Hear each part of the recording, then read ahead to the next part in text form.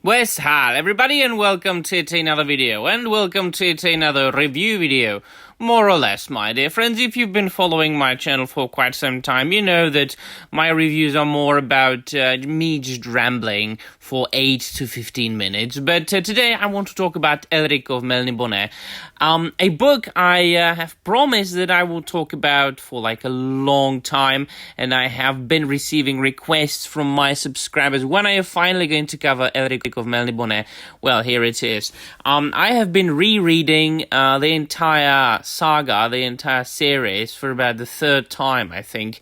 I've got these like new hardcovers that collect the entire works of Michael Moorcock as far as Elric of Melniboné goes, and it's kind of an intermezzo in my Warhammer 40k readathon, which I've only got into recently. I'm a newbie into Warhammer, but I am very well acquainted with Elric of Melniboné, and I have to say that he is one of my favorite fictional characters, and the writings of Michael Moorcock, his fantasy, is, and especially then Elric, is one of my favorite books of all time, especially because it fits my own personality a little bit. I've always been a little bit of melancholic, cynical person. You might have noticed if you have been following my channel for quite some time. But also, I do enjoy the true diversity of entertainment, which means that although I am an extreme Tolkien enthusiast, because not only, and as I have mentioned many times before, a genius linguist, a philologist, but also a genius writer who was able to write probably the best fantasy story of all time, of the good old romantic kind, the narrative that you could lose yourself in, this very black and white fantasy where the good versus evil has very clear boundaries, and it's truly the representative of a high heroic fantasy. Elric of Melniboné is a little bit different, in that the main character is very far from like your stereotypical like macho man hero. He is a melancholic person. So for those of you who have read the books, and for those of you who haven't, there will be spoilers, so you might want to check out the stories before you listen to this. He is an emperor of Melniboné, the Dragon Isle, an ancient nation, an ancient civilization of a 10,000 years old civilization of people, but they have always fancied themselves not being like ordinary humans. It is a civilization that is a decadent civilization that has been enjoying torture and warfare, and they have always fancied themselves to be superior over other men. They don't shun away from extreme torture, a decadent way of life, practices that other civilizations and other humans are looking upon with disgust. And Melniboné, throughout its history, has become secluded from the rest of the world. In the past, Melniboné, the Dragon Isle, where the dragons live, so they are all also like dragon riders, so there you can see that this influenced many other fantasy stories. In a way, also, the very popular George R. Martin and his Targaryens. I mean, if you look at Elric and then at Targaryens, I mean, Elric is an albino. He's got white hair and white skin, red eyes. And he is from a nation that is a nation of dragon riders, so come on. So Melniboné used to rule the world, the entire known world from that universe that we are talking about. And but when this story starts, the first book, Elric of Melniboné. In this review, I'm covering the first 3 stories: Elric of Melniboné, The Fortress of the Pearl, and The Sailor on the Seas of Fate. I'm not going to cover any further stories. That will be covered in its own video. So Melniboné is secluded. Melniboné is in its downfall, and it is ruled by an emperor that is very different from all the previous emperors, who were true, cruel, selfish bastards. And this same thing can be said about every Melnibonéan. They are selfish people who only care about, how to progress in their own life, how to progress in society higher and higher, how to get most pleasure out of life. They are also a nation of sorcerers, especially the aristocracy. They practice sorcery. Their patron of the entire nation, Ariok, is an ancient demon from hell. It is a very metaphysical book, very metaphysical stories dealing with the multiverse. Michael Moorcock, he expanded upon the idea of multiverse in fiction, like decades before Marvel ventured into that. So we are traveling into different spheres of existence. He is calling it planes or different worlds. So we are dealing with the chaos, which to a certain extent also might have influenced the world of Warhammer 40k.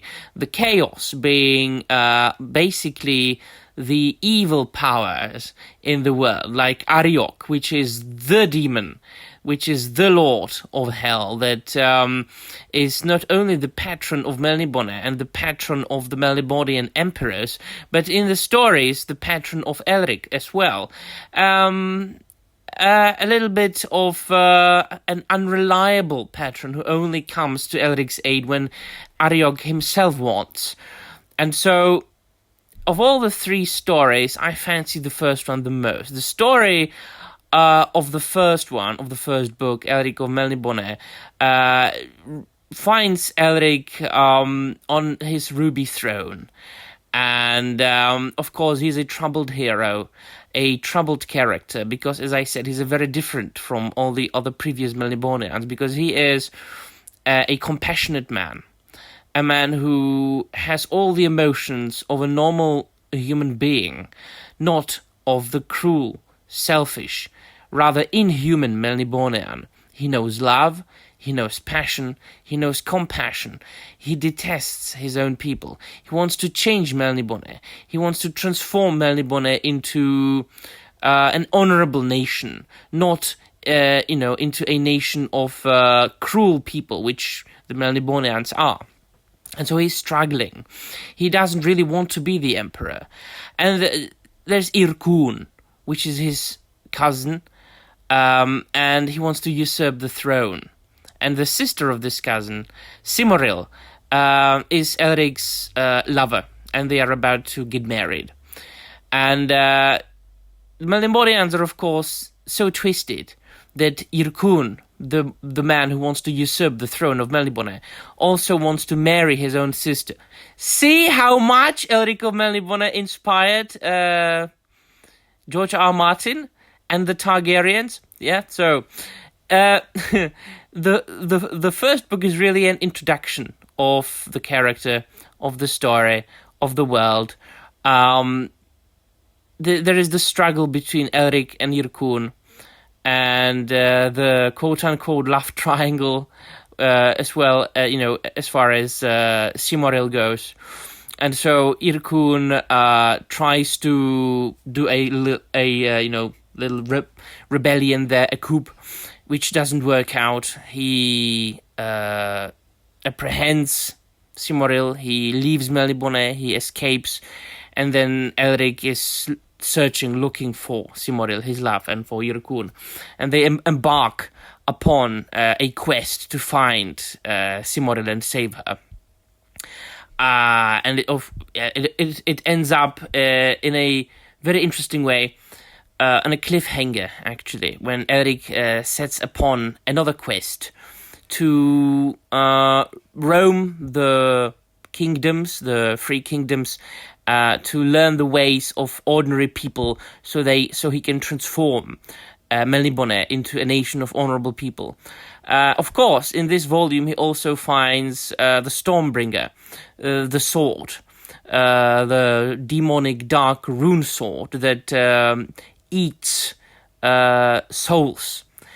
So there's a lot to be covered in this first volume. It is a very metaphysical fantasy. It is very melancholic fantasy. Elric very often finds himself in a deep depression. He ponders upon the existence itself. He very often thinks that nothing really matters, that everything lost, that everything is doomed, that his own future is doomed, his own people are doomed, his own nation is doomed, and that it's really impossible for him to be able to save not only his people, his nation, but also himself. He is a very emo character, to use an exaggerated comedic term. I love the first one for this. The second and the third volume then cover his voyages outside Melniboné. The second one is very good at that it shows us the different planes of existence. He travels. He is apprehended by an evil aristocrat from a different country, from a different kingdom, and he is sent by this aristocrat to find this magic pearl that is supposed to bring him the ultimate power in the world. And the twist in the story is that this pearl is apparently hidden in the body and the soul of a girl from another nation. I love it because it shows us to what lengths Elric is able to go to not only find ways to transform his own nation from a nation of cruel people to a nation of good people, but also how much loyal he is. Because here we are starting to find out that Elric is a very good man in that he befriends people on his way. He finds friends and he finds allies, and he is 100% loyal to them. Even if it meant his own demise, even if it meant the demise of his own future, even if it endangers the future of his own kingdom, he is always loyal to the friends and to his allies that he finds on his voyages. And that is, in that way, Elric is such an interesting, such a colorful character. He most certainly isn't like this black and white, boring, your everyday beige, fantasy hero. He's very complex, he's very complicated. He's both depressed and cynical, and almost a nihilist. But at the same time, he cares so deeply about many things, about people that he meets. He's a good man to the marrow of his bones, which is, of course, ironic, him coming from a nation of basically evil demons. So this, the second book, The Fortress of the Pearl, is beautiful in that. The third one is the most crazy LSD-laced of all the three. This is the story of the three. Mind you, I'm not covering any other volumes that will have its own video. This covers traveling through different planes of existence the most of the three volumes. To that extent that Elric starts to realize that he's not even sure if he went through all these experiences or if it was just a dream. He very often finds himself on a quest or in an adventure that he goes through, but later, when the adventure concludes, he's not really sure if that even happened. If it happened in this world, did it happen in another world? Did it happen in a dream? So, as the title of this third volume suggests, The Sailor on the Seas of Fate, it's got a lot to do with sea voyage. And I have never really been a fan of, like, sea venturing stories, but we don't spend that much time on the sea, really, here. What is the most interesting about this is that he finds an ancient, like even pre-ancient ancestors of his own people.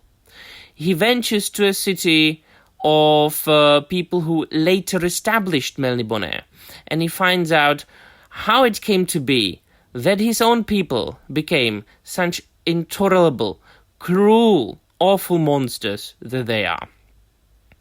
And also we find out that his world is a little bit similar to, for example, the world of Robert E. Howard, in that this is like prehistory.